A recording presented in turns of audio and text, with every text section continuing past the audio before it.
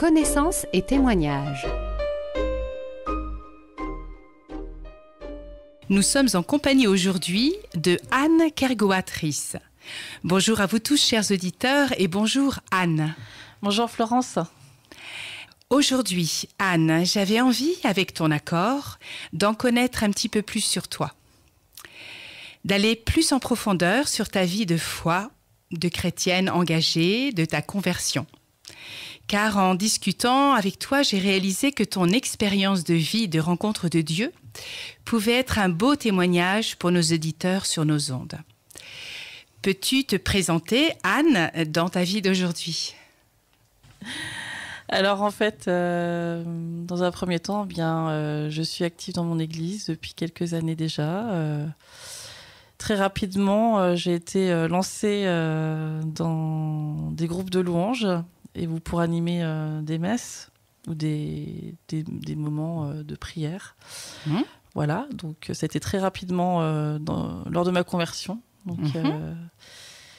Donc je suis pas d'une famille chrétienne proprement dite, comme beaucoup de personnes en France. En fait, je suis de confession catholique, mais je n'ai jamais eu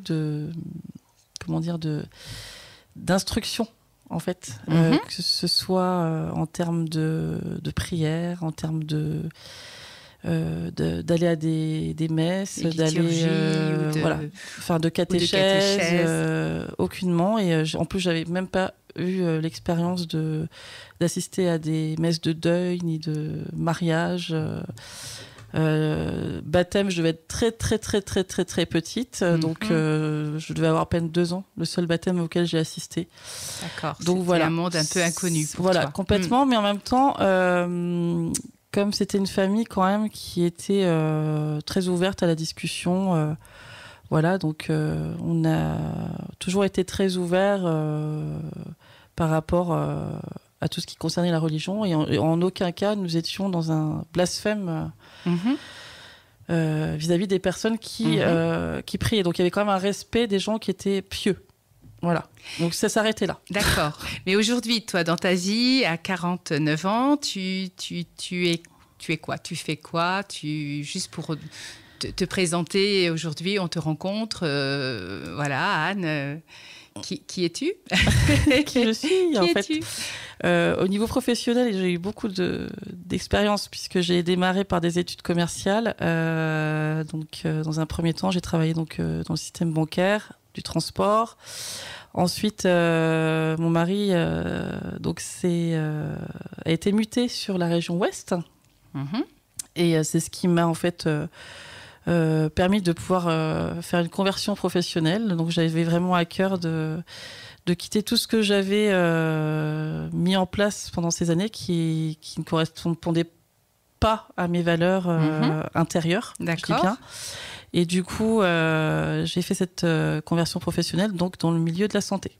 D'accord. Donc proche des gens, s'occuper un petit peu de leur physique, complètement, de leur mental, peut-être de leur morale, enfin un ensemble de choses. Oui, alors spécifiquement, je me suis spécialisée dans la maladie d'Alzheimer, entre autres, et toutes les maladies associées, et aussi maladies psychiatriques avec les troubles autistiques. Oui, c'est pas rien. Voilà, donc c'était vraiment des particularités que je voulais accompagner. C'était vraiment sur ce à quel j'étais aspirée pendant cette formation. Venir en aide aux autres. Voilà. Très bien. Et aujourd'hui, tu es mariée, tu habites en Mayenne. Oui, donc voilà, avec mon mari qui donc a été muté dans l'Ouest pour son travail. Donc lui il est alsacien, donc moi j'ai une cuisse bretonne. Bien trempée avec de l'alsacien, du suisse allemand, du lorrain. Donc voilà. Très bien. Tu m'as permis, Anne, dernièrement, de lire ton témoignage de conversion. Alors c'est un témoignage très poignant, très fort, vibrant, même difficile. Tu souhaitais en fin de compte nous partager ton histoire. Parce que ce témoignage, tu as pu l'écrire un jour et tu as pu aussi le lire publiquement lors d'un temps fort dans l'Église. Alors nous allons dans un premier temps peut-être écouter ce témoignage. Issue d'une famille d'origine catholique, ne pratiquant pas, ne parlant pas de Dieu donc, j'étais totalement vide spirituellement. Je suis la troisième d'une fratrie de 4 enfants. Mon enfance et mon adolescence ont été chaotiques. On pourrait dire que j'étais une enfant maltraitée. Des mots forts pour celui qui le vit. Je préfère dire que je suis une enfant résiliente. Mon père était militaire et malade, alcoolique. La violence régnait au sein de ma famille. Ma mère, elle, était une mère au foyer démissionnaire et ne me portait que très peu d'intérêt. Aujourd'hui, j'ai 2-3 ans. Je vis l'absence des baisers d'une maman, l'absence de réconfort de ses bras, en plus de subir les sévices et punitions de mon père. Un esprit de mort planait sur moi. J'arrivais 1 an et 1 jour juste après une sœur décédée. Et à l'annonce de sa grossesse, ma mère avait essayé d'avorter, mais sans y parvenir. Pendant des années, tous mes anniversaires furent comme un enterrement, car ma mère pleurait ma sœur qui se prénommait Déborah. Mon père avait même voulu m'appeler comme elle, comme si je n'existais pas.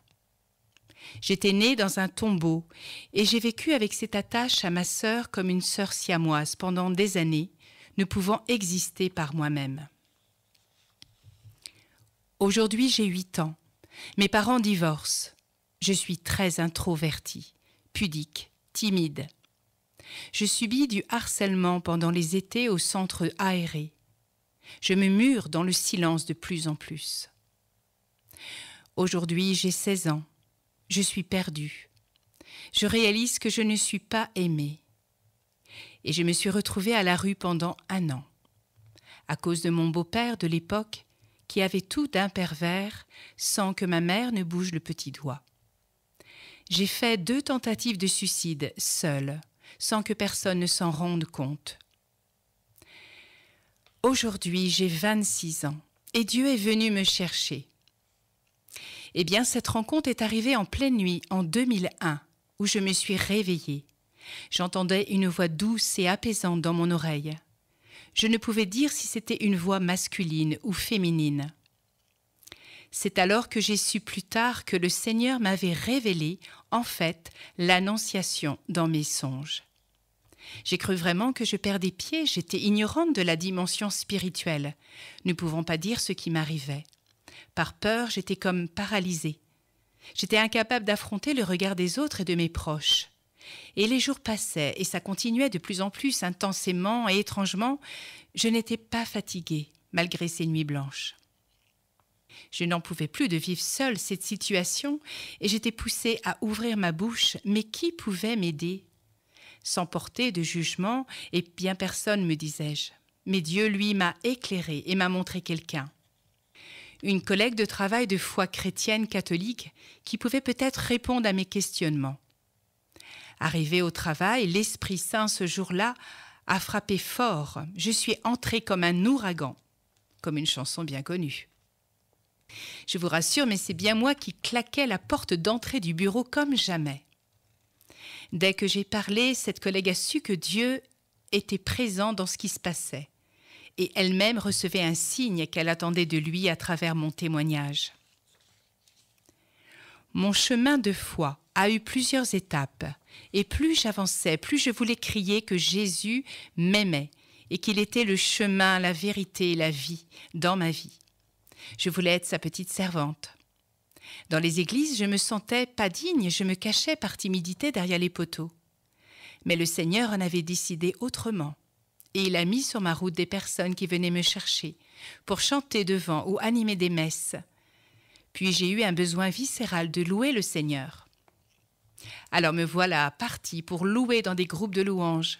Et peu de temps après, je me suis retrouvée à animer des week-ends et des soirées de louanges. Avec une collègue, ma collègue, nommée Roselyne, devenue mon amie, et une autre amie, Lynn, qui aujourd'hui sont mes sœurs en Christ, mes appuis dans la prière et dans la louange, bien sûr. Le charisme de louange était le don que Dieu m'avait destiné. Ainsi, je devenais son instrument et enfin sa petite servante. Aujourd'hui, j'ai 49 ans. J'aurais pu ne plus être vivante, mais je suis là, avec vous, ressuscitée. Et je me sens aimée de Dieu et de mon mari qui chemine lui aussi dans sa foi. À présent, je me laisse connecter sur le Wi-Fi du ciel. Je suis active dans mon église et Jésus, mon Christ, mon roi, je le loue régulièrement.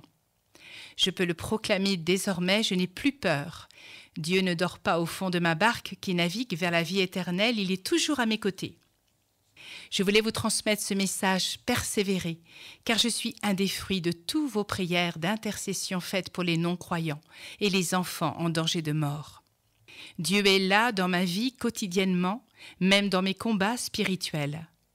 La vie en Dieu n'est pas du tout repos, n'est pas une ligne continue, mais bien une ligne de battement de cœur, sur laquelle le cœur sacré de Jésus bat à l'unisson. Il est toujours avec toi, même dans tes détresses, Dieu est amour. Parfois, il t'ouvrira des portes que toi-même n'aurais jamais cru ouvrir un jour, et il te permettra de rester debout. Toi, tu veux telle chose du monde, tu veux prendre tel petit chemin de traverse, mais lui, il a un projet d'amour bien plus grand pour toi. Ce n'est pas vers des petits chemins où il t'envoie, mais sur des autoroutes sans péage. Oui, aujourd'hui, je suis ressuscitée, car mon Papa du ciel est fidèle, il est ma force et mon chant. J'étais orpheline, il m'a consolée de son amour paternel et m'a comblée d'une maman du ciel. Voilà, revenons un petit peu avec Anne aujourd'hui. Donc Anne, tu souhaites peut-être réagir après la lecture de ton témoignage de vie. Qu'est-ce que tu souhaitais dire dans un premier temps ? Dans un premier temps, en fait, ce témoignage, je l'ai fait donc il y a 1 an, sachant que ma conversion date de 2001, comme vous avez pu l'entendre. Donc je me suis tue pendant 23 années quand même, avant de témoigner. Donc voilà, c'est la deuxième fois que je témoigne de ma vie. Et pourquoi aujourd'hui ? Parce que tout simplement, déjà, je pense que mon chemin de foi fait que aujourd'hui, je suis complètement en accord avec ça. Et je suis tout à fait à l'aise avec ce témoignage. Et c'est aussi parce que je sais ô combien un témoignage de foi peut aussi aider certaines personnes dans ces situations similaires, qui sont en recherche de Dieu aussi. Exactement. Donc, ça peut être aussi un témoignage de vie qui peut combler les attentes de certains auditeurs aussi, par rapport à leur recherche de Dieu. C'est ça, tout à fait. Et le tien est très particulier. Oui. Donc, j'ai vécu, comme on peut l'entendre, donc des parties très, très compliquées qu'un enfant ne peut avoir quand on arrive sur cette terre. Mais voilà, j'ai quand même assez synthétisé ce témoignage, puisqu'il y a des détails qui ne vaut pas la peine de connaître. Oui, c'est pas le plus important. Ah, oui. Le plus important, c'est effectivement ô combien Dieu était quand même là parmi tous ces événements-là, puisque aujourd'hui, je suis devant vous en train d'en témoigner. Et je confirme, Anne est une belle, grande, jeune femme, toute souriante et pleine d'entrain et de vie. Merci Seigneur. Donc voilà. Et du coup, donc ça n'a pas été chose facile pour moi, puisque j'étais un enfant très introverti, très sage, qu'on pouvait poser dans un coin. C'était les mots de ma maman, sans que je bouge. Donc, ça révèle plein de choses quand on devient adulte après. Donc, pourquoi je ne parlais pas beaucoup, pourquoi on me posait dans un coin et voilà, c'était un petit peu réducteur. Et tu n'es plus ça, Anne, aujourd'hui ? Non, je suis plutôt dans. J'ai beaucoup travaillé, on va dire, pendant des années sur ce côté introverti et timide, qui revient de temps en temps, je le cache pas. C'est ce côté un petit peu coquille qu'un enfant qui a subi des sévices dans l'enfance qui remet parfois en route, c'est difficile de s'en détacher puisqu'on a quand même des codes de défense qui sont là. Surtout quand on est fatigué ou il y a d'autres moments qui nous replongent parfois dans des blessures qu'on ne veut plus. Oui, c'est lié bien sûr à toutes ces blessures. Donc voilà. Oui. Et on a développé des mécanismes de protection, des mécanismes de défense qui vont dans ce sens-là, quoi.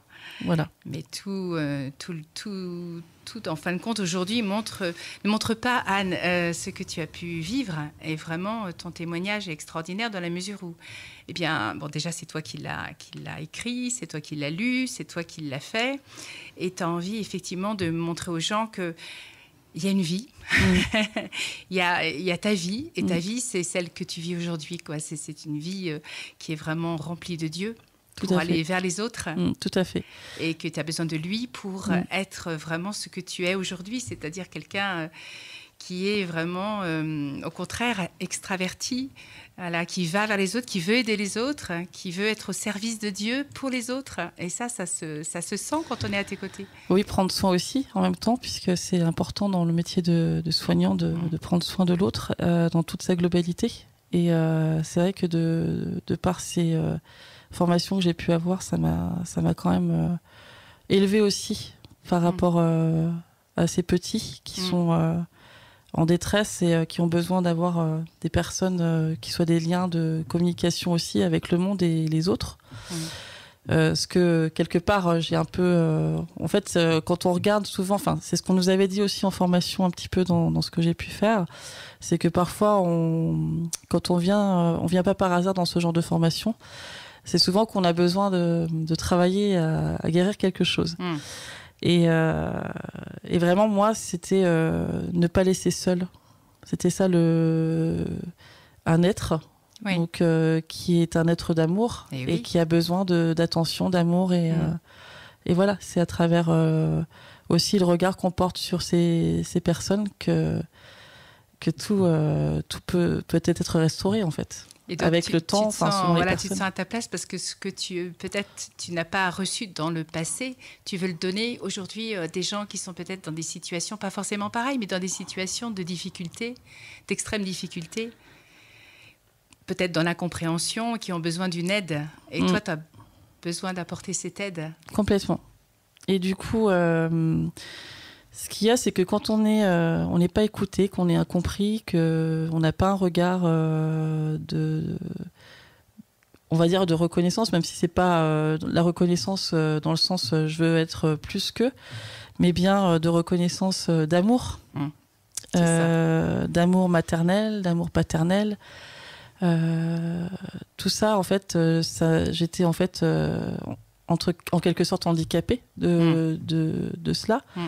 Et à travers ce que j'ai évolué donc dans toute mon enfance jusqu'à l'adolescence, ça a été des choses qui m'ont amené à aller très loin dans certaines débauches ou voire même des idées suicidaires. Donc voilà. Donc tu comprends peut-être mieux aussi aujourd'hui les autres ou ceux qui ont des gestes un petit peu dans ce sens-là, parce que tu l'as vécu. Voilà, je l'ai vécu. J'ai eu quelques temps aussi où je me suis retrouvée à la rue, donc c'est des choses sur lesquelles je comprends tout à fait les personnes qui y sont. Donc, en fait, ce que j'ai pu comprendre très vite, c'est qu'à travers notre vie, à travers ce qu'on a pu vivre, on ressent, en fait, dans la rencontre de l'autre, on ressent la même histoire. Et indirectement, les mêmes histoires se rencontrent. Et après, on fait le pas ou on le fait pas. Et en fait, moi, au départ, c'est vrai que j'ai pas eu besoin de le faire puisque les gens venaient... qui avaient les mêmes histoires, en fait, venaient vers moi, venaient pour avoir ce regard compatissant, de l'époque. Hein, maintenant, on parlerait de compassion, entre parenthèses. Mais voilà, tout ça, je l'ai vécu par la suite, tout en étant très introvertie, très timide. Donc, les gens venaient... pour avoir cette écoute, ce regard apaisé, ce regard sur sur ce qu'ils étaient en fait. Et bon, après maintenant, aujourd'hui, je vais plus. Il y a encore des moments où je ne demande pas, hein, mais il y a aussi beaucoup plus de pas vers ces personnes-là aujourd'hui, de par mon expérience. C'est ça. Donc du coup, c'est 23 ans, 23 ans qui se sont écoulés depuis cette conversion où Dieu t'a sauvé, relevé, redonné la vie. C'est une rencontre qui a changé ta vie, Anne? Oui, et celle de mon mari. Ah, voilà, c'est ça, à deux. Voilà, donc mon mari, je l'ai connu, j'avais 17 ans, c'était à l'aube de ma majorité, c'était à une semaine près. Hein. Donc voilà, et on a donc 5 ans d'écart, donc pas tout à fait la même génération, hein, mais voilà, donc il y avait un côté, moi qui avait complètement l'image de la maman un peu faussée, le papa aussi, donc j'étais pas du tout dans un profil type de l'homme ou de la femme, donc j'aurais pu très bien vriller sur plein de choses, hein, qu'on connaît aujourd'hui d'ailleurs. Pour pas les citer. Mais là, en l'occurrence, lors de ma rencontre avec mon mari, ce que j'ai trouvé à travers lui, c'était cette douceur que je n'avais pas reçue et que je n'avais pas non plus intérieurement, parce que même si j'étais quelqu'un de très introverti de prime abord, j'avais une très grande colère en moi. Une très grande colère, une très grande violence en moi. Donc j'étais une cocotte minute, quoi. Mais c'est logique, oui. Voilà. Et du coup, c'est cette part de douceur que mon mari avait, malgré, bien sûr, on a tous nos défauts, nos qualités, femmes comme hommes, hein, donc voilà. Mais c'est cette part de douceur qui m'a touchée. Et petit à petit, l'oiseau fait son nid. Et du coup, depuis, on est toujours ensemble. Donc ça fait, j'avais 17 ans et voilà. Donc mon mari, on est ensemble depuis 30 ans. Une trentaine d'années. Voilà. Vous avez effectivement cheminé avec Dieu. On a cheminé sans Dieu, entre guillemets, parce que mon mari, lui, a eu cette éducation catholique. Il a fait tout. Il a fait donc catéchèse. Sa mère était même prof de caté. Et en plus, lui, il baignait dans l'œcuménisme. Tiens. Donc sa maman est protestante donc calviniste, et son papa catholique. Et en fait, il a été jusqu'à sa première communion, je crois bien. Et quand est arrivé le moment du mariage, en fait, il pensait qu'il avait tout fait, qu'il avait tout validé au niveau de l'église. Et bien, quand il a été question pour moi de faire ma confirmation, bien en fait, lui, par les recherches, on a su qu'il n'avait pas été jusqu'au bout de sa confirmation. Et voilà, c'est encore une autre histoire. Mais en tout cas, voilà. Donc, on s'est retrouvés à faire tous les deux notre confirmation avec notre évêque précédent, ensemble, pour pouvoir se marier à l'église. Ah, c'est magnifique, ça. Ouais. C'est très beau, Anne. Donc, cette rencontre, effectivement, tu le dis, elle a changé ta vie, vos vies à tous les deux. Et c'est important, Dieu, aujourd'hui? C'est le premier. Dieu, c'est le numéro 1 dans ma vie. Mon mari est juste après. Donc voilà. Oui, dans tout. Et je veux dire, dès le départ, de par ce que j'ai pu vivre, qu'on peut dire quelque chose de surnaturel, quelque part. Exactement. Je ne peux pas... je ne peux pas retourner en arrière. C'est pas possible, puisque de par ce que j'ai vécu, je sais qu'il existe, je sais qu'il est là, je sais que Marie est avec nous. Donc j'ai un amour particulier forcément pour la Vierge Marie, qui m'a conduit vers son fils. Et toute la dimension de la Mayenne, qui m'a accueillie depuis 20 ans maintenant, a pris tout son sens par rapport à ma vie, puisque effectivement, c'est Marie qui m'a ramenée à son fils, comme Pontmain. Donc dans la phrase de Notre-Dame de Pontmain, qu'on connaît bien, tous les Mayennais, bien entendant. Et priez, mes enfants, priez. Voilà. Mon fils se laisse toucher. Voilà. Il vous exaucera en peu de temps. Voilà. Merci, Marie. Ce que Dieu a fait pour toi, Anne, il peut le faire pour tous ceux qui se tournent vers lui. Il peut rendre possible l'impossible, comme une vraie résurrection, une renaissance, un renouveau. Tel est un petit peu ton chemin de vie, Anne, ton expérience de foi, ton expérience proprement dite de vie, qui est vraiment ton expérience à toi, mais que vraiment il est tout à ton honneur de l'avoir présentée à nos auditeurs parce que c'est très beau. Alors, je voulais te remercier pour ce courageux témoignage qui, je pense, va toucher nos auditeurs par sa justesse, sa véracité. Et merci aussi à toi pour t'être un petit peu plus dévoilé, tout simplement. Et nous t'espérons bientôt de nouveau sur nos ondes pour parler peut-être d'autres choses. Alors, merci Anne et à bientôt. C'est moi qui te remercie, Florence. Merci.